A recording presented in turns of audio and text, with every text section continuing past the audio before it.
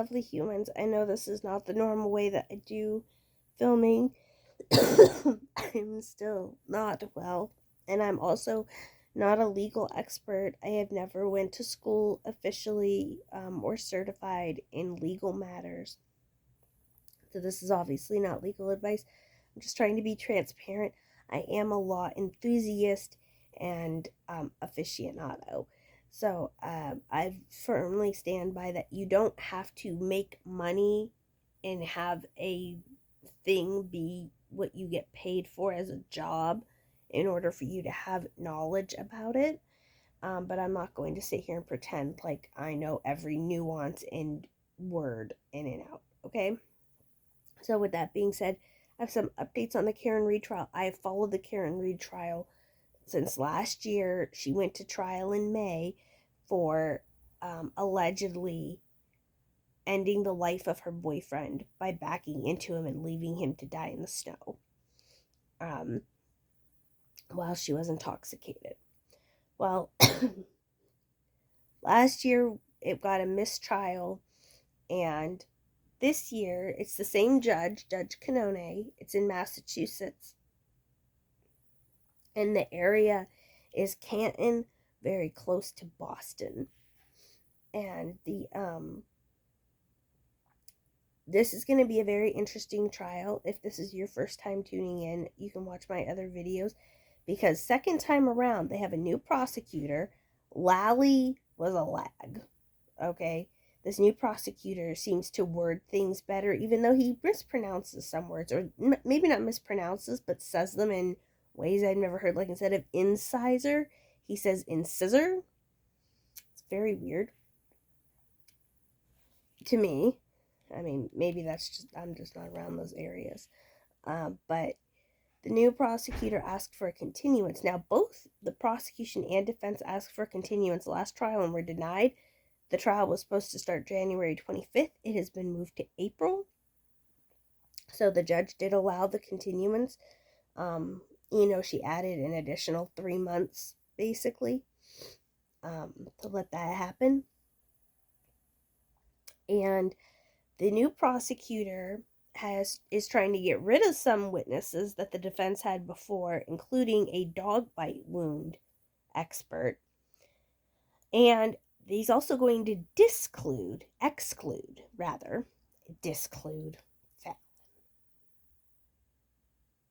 but try to not bring in certain experts that the prosecution brought in before that didn't quite support their theory. Now, because they were brought in on the trial before, the defense can bring them in and go, oh, you don't want them? We do. We're still calling these people.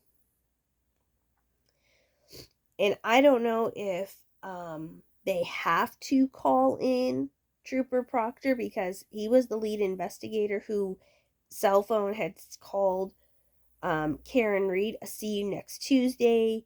He decided it was her like 10 or 12 hours into the investigation. He said words like, we're going to pin it on the girl. No, the person who lives in the house is going to get off scot-free because they're Boston PD. And just some general, and he lost his job ultimately. I don't know if I should have said spoiler alert. Due to his other shenanigans that the FBI had investigated. It's going to be hard for you to bring stuff up without him being brought forth, but now with all this additional information, it's going to be a very interesting trial. But even more interesting is that John O'Keefe, the victim in this case, had some wounds on his arm. And many people, non-experts and experts, are like, those don't look like car wounds. Those look like animal attack wounds. And the place where he may or may not have passed, if you're like me, this is my speculation, I think that because the dog in the house that he was found in front of, the Alberts house, they had a German Shepherd named Chloe who had a history of being aggressive. I think that she attacked John O'Keefe and that he fell down some stairs or he hit his head on something, because he died basically from a fatal head wound that caused him to go unconscious, and then he froze to death due to hypothermia in the snow. So hypothermia was the ultimate cause of death, but also connected due to a hit in the back of the head.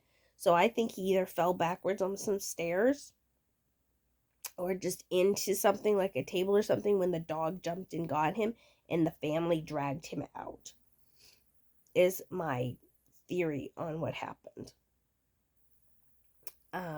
But the defense, is saying that there's a cover-up. And the experts have said that are being excluded by the Commonwealth / prosecution are that they had some crash recreation experts come in, and they were like, well, we don't necessarily think that these are dog wounds. There's a lot of things that could have caused these punctures and style of things, like I believe one of the explanations was that he could have been dragged by something with nails sticking out of it or something. But they said, we don't think that this was caused by a car crash because there aren't any other wounds on the entire rest of the body, just to his arm and on the back of his head. It just doesn't, it's not consistent. So they're going to be like, no, we don't need you. But yeah, the updates are they went and found the dog, the Commonwealth / prosecution, and did molds of her bite, her jaw, and of her paws and claws, so that they can go, see, these don't match up. Which is funny because they sat there and told this expert, like they were trying to explain to the judge why this expert shouldn't be there, because there isn't a way to determine if these are or are not dog bite wounds. That there isn't a scientific repeatable method to do that. So it's like, so you're going to use pattern because of pattern analysis. But it's like you're going to sit there and use pattern analysis to show that it wasn't the dog, but the expert's not able to use pattern analysis to say that it was a dog wound. What? Okay. Don't understand that. But we'll see what happens in court. Bye.